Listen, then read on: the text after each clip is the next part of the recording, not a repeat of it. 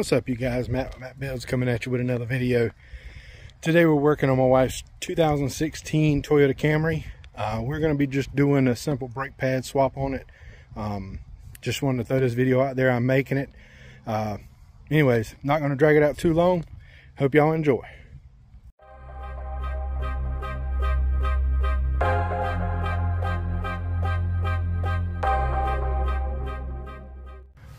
Alright, we got the lug nuts off. Now we're going to start replacing the pads, which are located right here.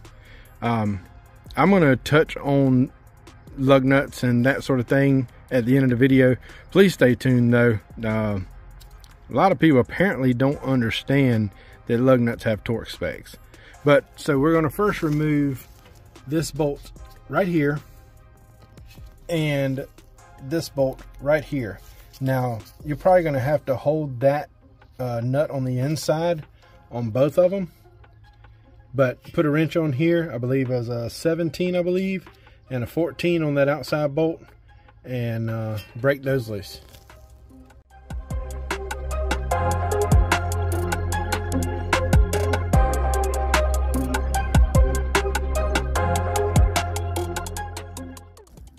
Once you have those two bolts broke loose, you're going to kind of work this center section loose,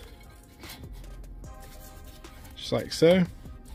It's much easier to do with two hands, but all right, we got that loose. Now we're going to kind of set this brake caliper up on top here. I'm doing a terrible job of filming.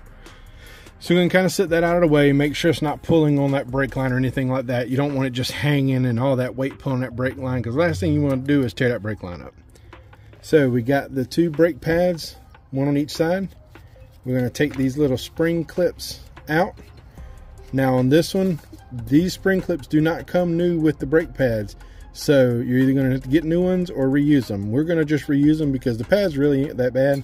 So we're going to reuse those old spring clips. We're going to remove those two. Set those aside.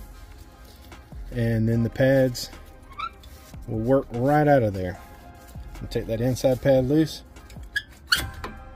All right, there's the inside pad. And see, again, you can kind of see, I mean, they're not terrible. They got a little bit of crust builds up on them, but they're not bad. It's time for no set though. Take this inside. You can kind of see on this outside here. So you have a little bit of this metal clips kind of providing a little bit of spring tension. And then down here, you also have this little metal clip providing some spring tension. We're just gonna pop those out. And now we'll put the new ones in. So we got it right here on the table. This is the old pads, and this is the new ones, obviously. The old pads have these little metal clips on the end of them right here. And as you can see, the new pads don't. They came in the box. So make sure you put these on whenever you go to put your new pads on there. And they'll pretty much just snap right on that place right in that place right there. Now we're ready to install the new pads. So the first thing you want to do is get it kind of slid down in that groove right down in there. Oh, you're gonna have to hook it back in the back right there. Now, there we go. So we got the bottom in there. Now the top, you can kind of see that new clip, how it goes in there and kind of put some tension against that. All right, outer pad's on. Put the inner pad on. It's gonna work the same way. I don't know if I'm gonna be able to get in there to film it much. Yeah, let me get this one in, I'll be back with you. All right, we got the inside pad in there now. Now don't forget, we gotta put these little spring clips in there. So this one goes in at the top. We're gonna line it up, put it in that hole right there. And then this one goes, well, I'm trying to do this, there we go. All right, now the other one is gonna go right in there. See if I can, there we go. Right in there like so. All right, now we got those two done. Now we're ready to put the caliper on, but first we need to push that piston back in. So that piston is stuck out to take up the gap for the old pads. These new pads are much thicker, so we're going to have to compress this piston. Now, they make special tools to do this, but I just have a certain way that I've always done it. So let me get that set up and I'll show you guys what I do. So I take one of the old brake pads, put it against the piston like that, and then I take these vice grips, kind of clamp it on each side of it, and you want to try to get center of that piston right there. Like I said, they make tools to do this, but we're going to squeeze these vice grips and then see if I can get it. It'll slowly push that in. So what you'll do is you'll crack the vice grips back loose, tighten them up a little bit more, get another bite, clamp them in, and it'll push that piston in place. Once we get that piston pushed all the way back into place, then we'll be ready to put the caliper on.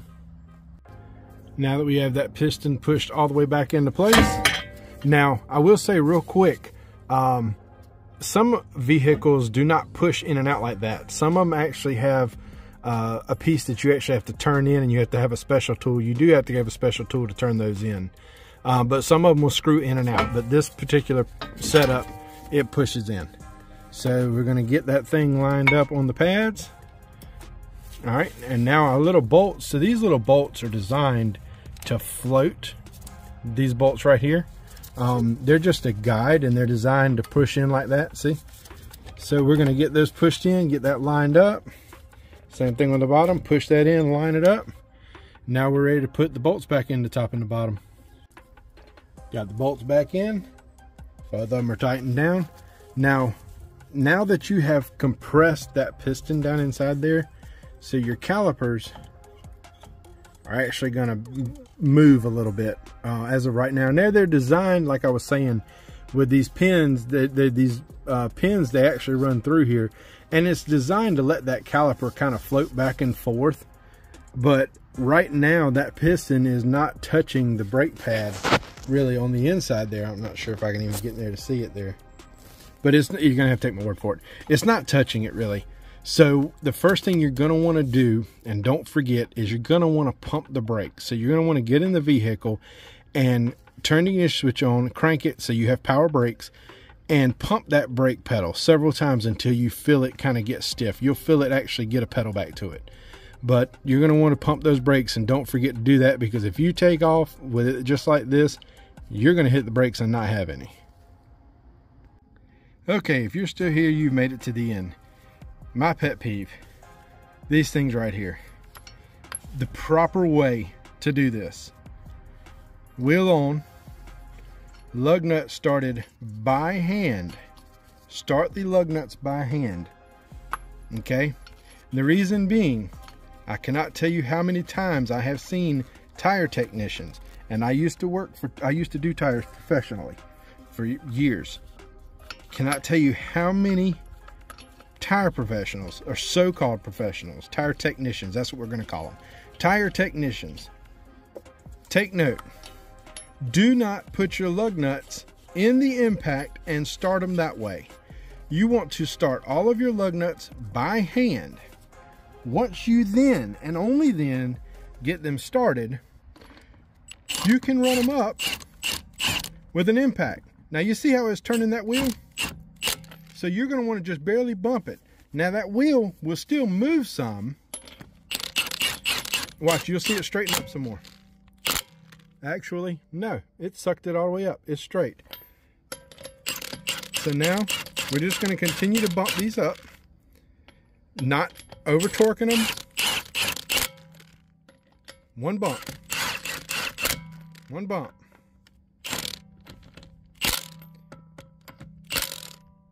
All right, and here's why.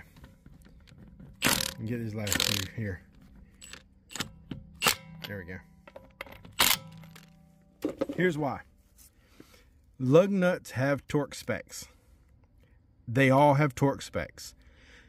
And here's the reason they have torque specs. Because the studs that are on my wife's 2016 Camry are not going to be the same size studs that are on a GMC 2500 dually.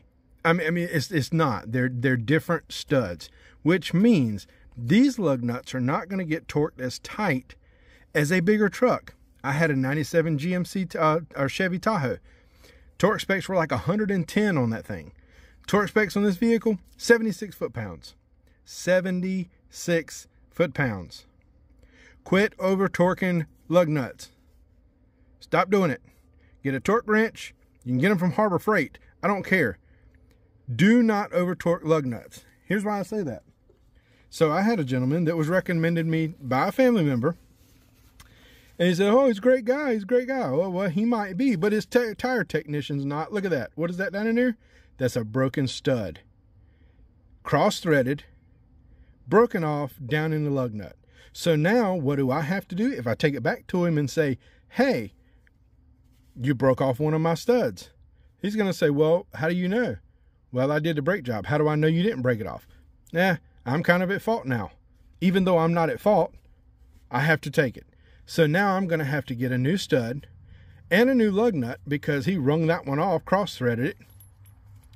I guess he figured it got tight to begin with and just kept going. I don't know. So now I have to take the other side. It's on the passenger side of it. I have to take the other side stud, lug nut back off, wheel back off, brake caliper, brake rotor, everything back off, hammer that old stud out, press the new stud in, and then I can put it back together. So, tire technicians out there, stop being stupid. Okay, that's the end of my rant. Pretty much done now. I got all 5 lug nuts on this side snugged up. Now we're going to let the jack down, let the tires touch the ground. I'm not going to take it all the way off the jack. I'm going to let it to the tires touch so that it doesn't try to roll. Then I'm going to come back with the torque wrench. So I'll be back with y'all in just a minute. Okay, we've let the jack down to where the tires are touching the ground, but it still doesn't have a lot of weight on it. And the reason we don't want a lot of weight on it is because as we're torquing these lug nuts down, we don't want that wheel to be rocking either way or nothing like that. We want it as square as possible to the hub. So we're going to put it on there. Oh, sorry. We got it set to 76 foot-pounds. We're going to put our socket on there. There you go. Cross across. Don't go in a circle. Across.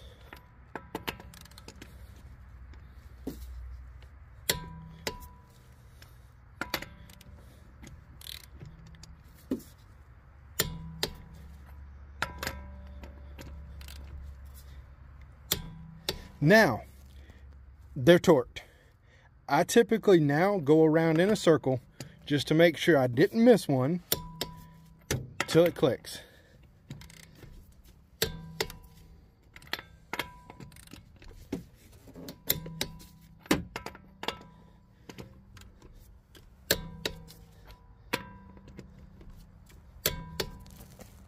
There you go. Now we can take the jack down and we are finished. Congratulations. You have done a brake job. All right, you guys, we got it all wrapped up. Got everything torqued down, everything cleaned up now. I went ahead and just cranked the car up and pumped the brakes. I mean, literally all you have to do is just start the engine, pump the brakes 5, 6, 7, 8 times till you feel it get stiff. I like to go a couple extra times just to make sure. But yeah, that's pretty much it, you guys. Hope someone got something out of this. Please remember to like, share, and subscribe if y'all are here to the end. I really appreciate each and every one of y'all. And we will see y'all on the next one.